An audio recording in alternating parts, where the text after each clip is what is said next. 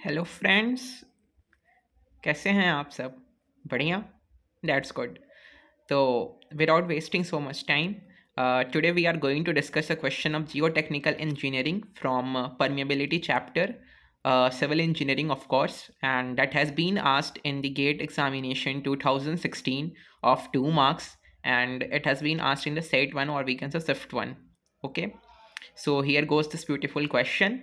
Uh, Okay, so the question is seepage is occurring through a porous media as shown in the figure. Question में बोल रखा है कि एक porous media है. पोरस मीडिया मतलब it is having sufficient water holding capacity and it is subjected to seepage. Flow of water is taking place through that particular porous media or the soil sample.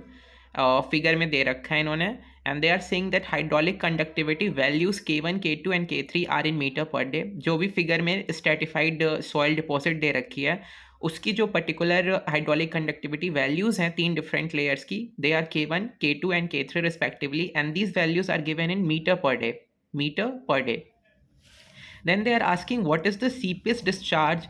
They are asking that what is the seepage discharge means capital Q की value पूछ रहे हैं in metre cube per day per metre width of the soil के लिए. They are asking what is the seepage discharge in meter cube per day through the porous media at the section PQ.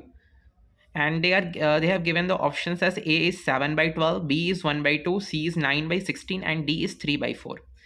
So what should be your general approach in this particular type of question. Firstly आपको देखना पड़ेगा, पहले तो आप figure समझो, figure में कैसे क्या दे रखा है. तो फिगर में ऐसे दे रखा है कि आपका ये कोई सॉइल डिपॉजिट है, उसका एक पर्टिकुलर पोर्शन उन्होंने क्रॉस सेक्शन में दिखा रखा है. उन्होंने बोला है कि पहला जो सॉइल लेयर है that is basically having a permeability K1 is equal to 2, दूसरा है K2 इज इक्वल टू 3.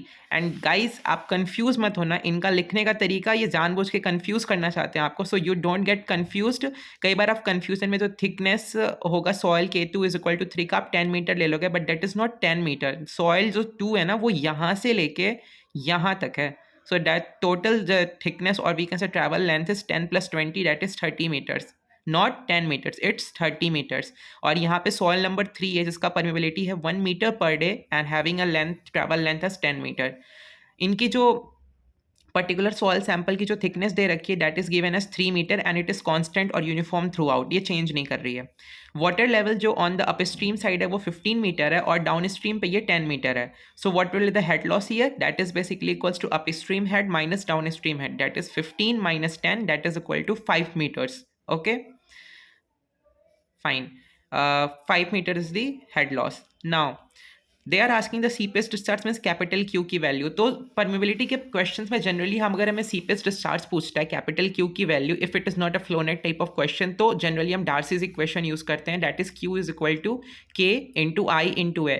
चूंकि यहाँ पे परमेबिलिटी जो है वो कॉन्स्टेंटली वेरी कर रही है because this is a kind of homogeneous, this is a kind of non homogeneous isotropic scenario. क्योंकि नॉन होमोजीनियस इसलिए क्योंकि पॉइंट टू पॉइंट परमेबिलिटी की वैल्यूज चेंज हो रही है बट डायरेक्शंस में कांस्टेंट है. So this is non homogeneous और we can say it's not homogeneous and isotropic type of medium. So we have to convert firstly it into homogeneous and isotropic. So we will find for that the equivalent permeability, that is K equivalent. और अगर आप confuse हो कि भाई मैं K horizontal find करूं या K vertical find करूं, तो आप यहाँ पे देख सकते हो कि flow is taking place like this, इस तरीके से फ्लो हो रहा है and the flow is taking place perpendicular to the bedding planes. मतलब ये प्लेन्स है ना, ये हैं प्लेन्स हमारे, इनके परपेंडिकुलर फ्लो हो रहा है. तो if flow is taking place perpendicular to the bedding planes that is called as vertical permeability. तो उस केस में हम क्या कैलकुलेट करते हैं, उस केस में हम K वर्टिकल यानी कि K वाई की वैल्यू कैलकुलेट करते हैं. So here we will calculate the K vertical. K vertical is same as that of the that series combination of the capacitors. Okay, तो K vertical का formula आपको पता होगा, K vertical is equal to Z1 plus Z2 plus Z3 divided by Z1 by K1 plus Z2 by K2 plus Z3 by K3 and so on, जितने भी layers हैं. ठीक है, तो पहले तो इक्विवेलेंट परमेबिलिटी आप निकाल लो इन दी वर्टिकल डायरेक्शन और वी कैन से Ky की वैल्यू निकाल लो. वो निकालने के बाद जो आपको दूसरी चीज़ करनी है that you have to do is, ये कैलकुलेट करने के बाद आपको यूज़ करना है equation Q is equal to K equivalent into I into A. I की वैल्यू हो जाएगी हेड लॉस अपॉन लेंथ और A क्रॉस सेक्शन एरिया, जिसमें एक जो आपका विथ है वो दे रखा है 1 metre. We have to estimate for per metre. So width is 1 metre, thickness is 3 metre and I पता चल गया, K पता चल गया, A पता चल गया, तो Q कैन बी कंप्यूटेड. ठीक है, तो ये हमारा जनरल अप्रोच होने वाला है. ठीक है, लेट्स प्रोसीड. तो सबसे पहले हम क्या करेंगे, first we will calculate the value of K equivalent. So how will calculate the value of K equivalent, that's very simple. आप के इक्विवेलेंट का फॉर्मूला लिखो पहले. तो जो के इक्विवेलेंट होगा, जो के इक्विवेलेंट की वैल्यू होगी in the vertical direction, K equivalent Y,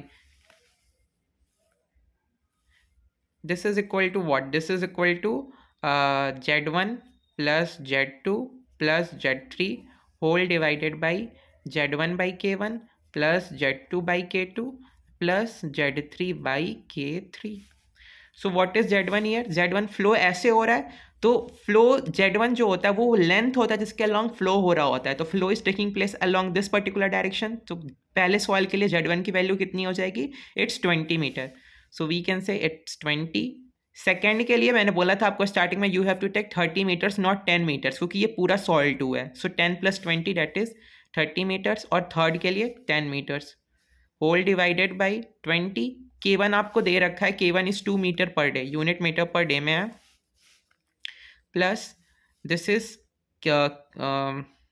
30 divided by K2 की वैल्यू आपको दे रखी है 3 plus Z3 that is 10 and K3 is 1. तो ये हो जाएगा 20 30 50 10 60 whole divided by 10 plus 10 plus 10. So this is equal to how much? 60 divided by 30. So आपका जो के इक्विवेलेंट आ गया इन वाई डायरेक्शन और vertical direction, that is coming out to be 20 metre, I am sorry 2 metre per day. That is 2 metre per day. 32 जो 60 ना. तो के equivalent आपका निकल कर आ गया. अब now you have to estimate that. हाँ गाइज, आप ये सोच रहे होंगे ना कि भाई ये अगर हमें पी क्यू सेक्शन पे डिस्चार्ज पूछ रखा है तो why we are calculating equivalent one, क्यों नहीं हम बस इन दोनों को कैलकुलेट करके यहाँ पे निकाल दे. वो भी आप कर सकते हो, लेकिन आपको पता होगा कि जब फ्लो होता है ना तो डिस्चार्ज की वैल्यू कांस्टेंट होती है. तो आप चाहे इक्विवेलेंट के लिए डिस्चार्ज निकालो या चाहे दो लेयर्स के लिए निकाल के उनके एरिया और हाइड्रोलिक ग्रेडियंट वगैरह से मल्टीप्लाई करो, सेम ही आंसर आएगा. बट सबसे ईजिएस्ट वे होता है कि इक्विवेलेंट निकाल लो और फिर उसके बाद से क्यू निकाल लो इक्विवेलेंट के कॉरेस्पॉन्डिंग, और जो क्यू इक्विवेलेंट के कॉरेस्पॉन्डिंग आएगा the same will B along this along this along this, क्योंकि discharge is constant, that means Q is constant. अब जो हमारा मीडिया हो गया ना, अब जो हमारा पोरस मीडिया हो गया वो कुछ ऐसा हो गया है कि अब हमारे पास क्या है, we are having a single soil, क्योंकि हमने इसको क्या बना दिया, we have converted into a homogeneous and isotropic one, जिसकी परमेबिलिटी क्या है, के इक्विवेलेंट, जो कि हमने निकाली है 2 मीटर पर डे. तो अब ये सिंगल सॉइल स्पेसिमेन है जिसकी परमेबिलिटी है 2 इन मीटर पर डे.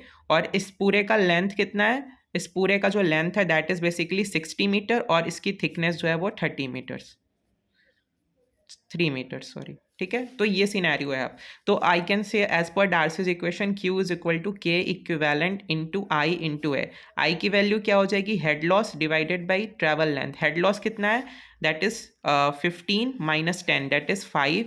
और ट्रैवल लेंथ, तो सॉइल का ट्रैवल लेंथ कितना है, 20 plus 10 plus 20 plus 10 that is 60. 5/60 यानी कि 1/12. सो Q is equal to K equivalent that is 2 metre per day. Units का ध्यान रखना, सब हम एसआई में कर रहे हैं, मीटर और डेज में चल रहे हैं, हम सेकेंड नहीं ले रहे हैं. सो आई इज 1/12 एंड एरिया, तो एरिया क्या हो जाएगा, क्रॉस सेक्शन एरिया. तो 1 इज 3 मीटर. अब मैंने बोला पर मीटर के लिए पूछ रखा है तो width is 1 metre, so 1 into 3. So it is 2 6 are 12, 3 2s are 6. So Q is equal to 1/2 meter cube per day per meter. तो ये जो Q की वैल्यू आ रही है ना आपकी 1/2 metre cube per day per metre, this same will be same for this cross section. They are asking the seepage discharge to PQ. तो section PQ से भी जो डिस्चार्ज होगा वो 1/2 यानी कि 0.5 metre cube per day per metre ही होगा. सो हमारा आंसर क्या हो जाएगा, 1/2. It's option B. Clear. So एक ये अच्छा सा क्वेश्चन था, मैंने सोचा आप लोगों के साथ डिस्कस करते हैं इसको. बहुत ही ब्यूटीफुल सा क्वेश्चन था, येट इजी भी था, बस थोड़ा सा कॉन्सेप्चुअल था. आपको बस ये समझना था कि एक्चुअली में क्वेश्चन का डायग्राम आपको समझना था, और आपको फॉर्मूला अगर स्ट्राइक हो जाए at the same moment then ये तो मौके पे चौका हो गया फिर. तो okay, so we are done with this particular question. I hope you enjoyed my lecture. Thank you, stay tuned, do subscribe, share and like, and bye bye.